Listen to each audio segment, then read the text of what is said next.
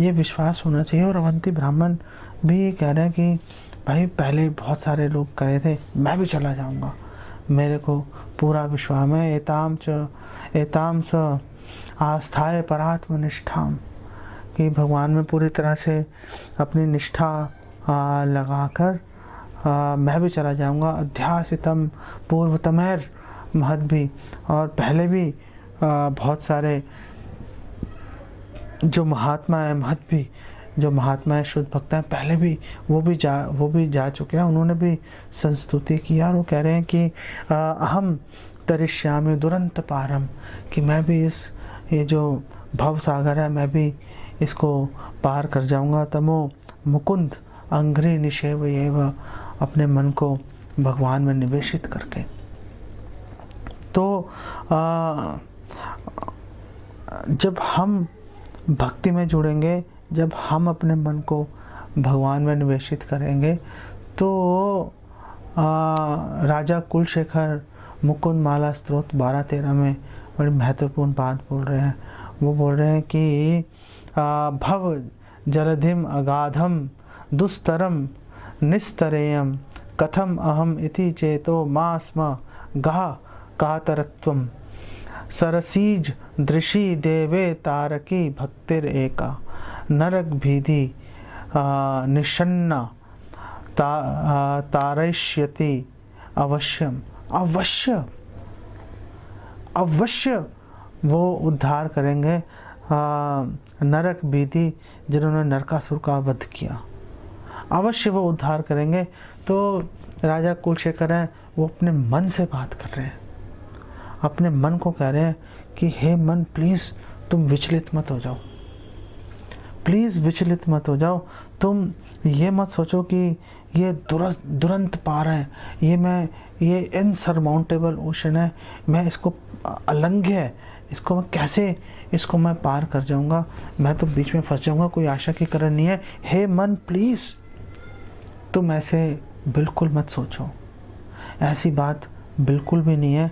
और उन्होंने बोला कि एक चीज़ है जो हमें बचा सकती है, और राजा कुलशेखर बोलते हैं कि वो चीज़ है डिवोशन, भक्ति। और आगे ये बड़ी महत्वपूर्ण लाइन वो बोल रहे हैं, जो मैंने आपको कहा था आपको बताऊंगा, कि अगर हम ये जो भक्ति है, अगर हम कमल लोचन भगवान को सरसीज दृषि, जो सरसी जो तालाब में जो खिल रहे हैं, मतलब कमल, दृषि लोचन, जिनकी आँखें कमल के समान हैं, ऐसे भगवान को अगर हम भक्ति हम उनको ऑफ़र करेंगे, तो जो वो नरकासुर के जो वध करने वाले हैं, वो नरकासुर का वध करने से जिन्होंने नरकासुर का वध किया था, वो इसी भक्ति के माध्यम से अवश्य हमें इस भवसागर के पार ले जाएंगे। तो बात यह है कि अगर हम भगवान से भक्ति चाहते हैं, तो हमें भगवान को भक्ति देनी पड़ेगी। ये इतनी महत्वपूर्ण लाइन है, और हर एक साधक भक्त के लिए महत्वपूर्ण है कि हम भगवान से चाहते हैं भक्ति, तो क्या आप भगवान को भक्ति दे रहे हो? अगर आप भगवान को भक्ति दे नहीं रहे, आपको भगवान से भक्ति कभी मिल नहीं सकती।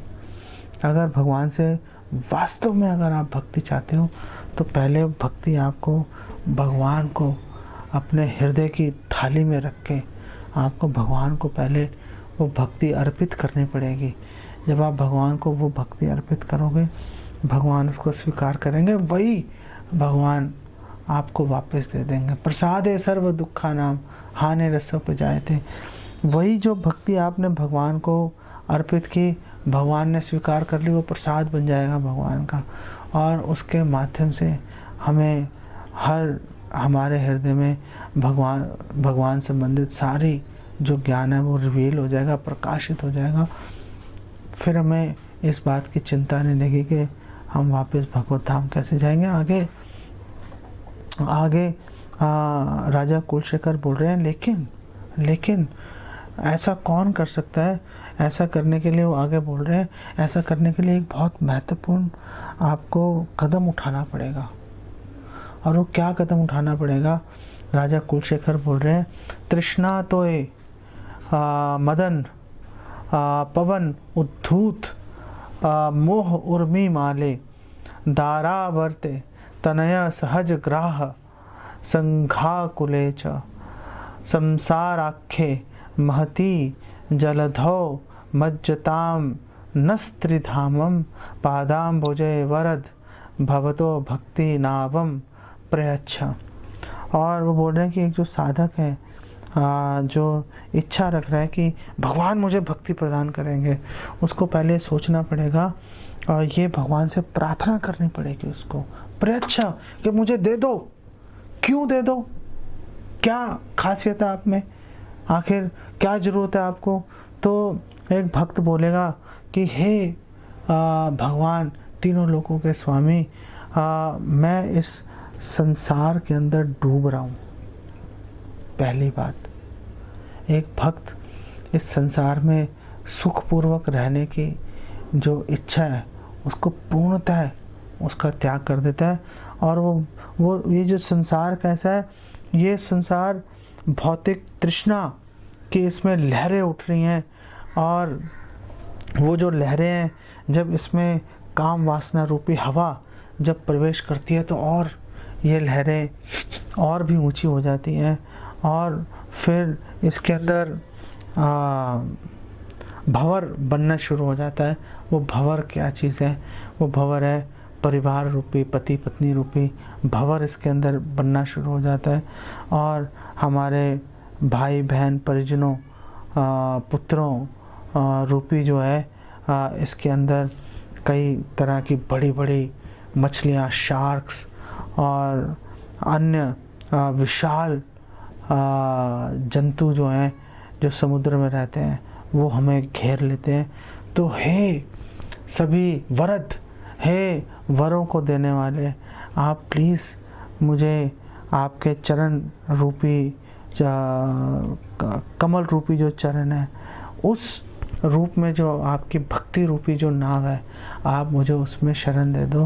तभी मैं इस भव सागर से, इस भंवर से और विशाल विशाल लहरों से और विशाल काय शार्क और जंतुओं से मेरी रक्षा हो पाएगी।